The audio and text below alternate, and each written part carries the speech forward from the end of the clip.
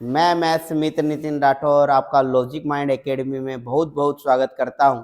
जैसा कि आपको पता होगा, थंबनेल में आप देख रहे होंगे मोस्ट आईएमपी क्वेश्चन। तो यह मोस्ट आईएमपी क्वेश्चन की सीरीज हम बहुत दिनों से करा रहे हैं। आशा है कि आप देख रहे होंगे। यदि आप नहीं देख रहे हैं तो हमारी प्ले लिस्ट में जाइए और वहाँ पर हमने सभी आईएमपी क्वेश्चन सीरीज़ की प्ले लिस्ट बना रखी है, वहाँ से आप जाकर देख सकते हैं। यदि यह आप क्वेश्चन करके जाते हैं जो परीक्षा की दृष्टि से बहुत आईएमपी है, इन्हीं क्वेश्चनों में से आपका एग्ज़ाम में आपको क्वेश्चन टक्कर आएंगे, यह मेरे को पूर्णतः विश्वास है, क्योंकि हम अधिकतर वही क्वेश्चन करा रहे हैं जो कि बोर्ड एग्ज़ाम में अधिकतर बार पूछे गए हैं या रिपीट हो रहे हैं। तो आज उसी सीरीज में हम अगला क्वेश्चन लेके आए हैं सामांतर श्रेणी का।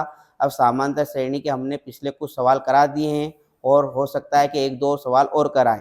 इसी के साथ हमारे सामांतर श्रेणी के मोस्ट आईएमपी क्वेश्चन खत्म हो जाएंगे।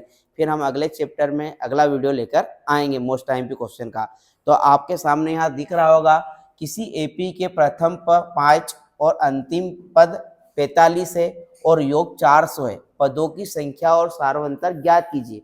तो पहली बात तो हमको श्रेणी से क्या दिख रहा है, चूंकि दिया है हमारा एपी का प्रथम पद ए बराबर कितना है 5, अंतिम पद को हम ए एन भी बोलते हैं और एल भी बोलते हैं। तो ये कितना दे रखा है 45, और हमको एक और दे रखा है कि इनका योग कितना है, एसएन का योग दे रखा है, सम दे रखा है 400।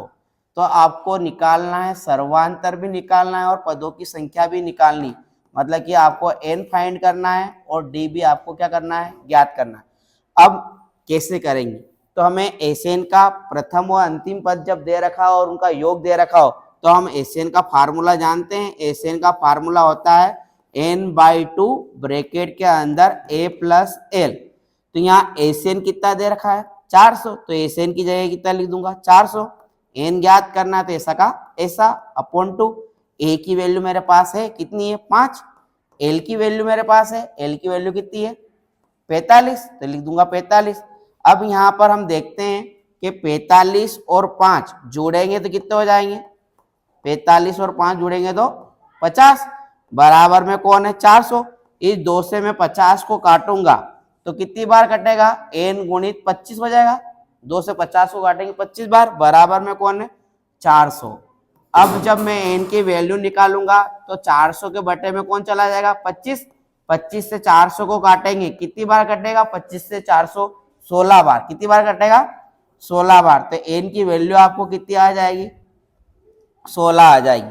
25 की टेबल यदि आप 10 बार बोलते हैं तो 250 आता है, ठीक, और 6 बार बोलेंगे तो आपका कितना आ जाएगा 150। 150 और 250 कितने हो जाएंगे 400, ठीक। तो अब n की वैल्यू कितनी आ जाएगी 16, कितनी आ जाएगी 16।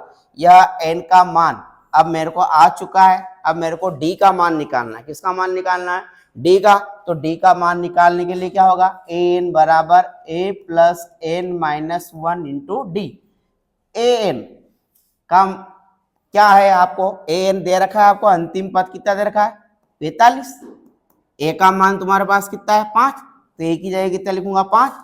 n ऐसा का ऐसा, क्योंकि ज्ञात करना है, सॉरी n की वैल्यू दे रखी है हमको, n की वैल्यू 16 है हमने निकाली, तो n की जगह कितना लिख देंगे 16 लिख देंगे, यहाँ पर आएगा 16। और d का मान ज्ञात करना तो ऐसा का ऐसा, तो 45, ये 5 इधर आएगा तो माइनस का 16 में से 1 गया कितना बचा 15d। 45 में से 15 गया कितना बचा 40। जब d का मान निकालोगे तो 15 कहाँ चला जाएगा अपॉन में, काट दो 5 से, 5 8 जा 40, 5 3 जा 15, 5 9 40, 5 3 15। तो डी का मान आ जाएगा 8/3। इसी तरह से यह क्वेश्चन क्या होता है खत्म। हमें यहाँ एन की वैल्यू ज्ञात हो चुकी है और डी का भी मान ज्ञात हो चुका है। आशा है कि आपको वीडियो पसंद आया होगा, तो इसे लाइक और शेयर जरूर करें अपने दोस्तों के साथ और हमारे चैनल को सब्सक्राइब करें। जय हिंद, जय भारत।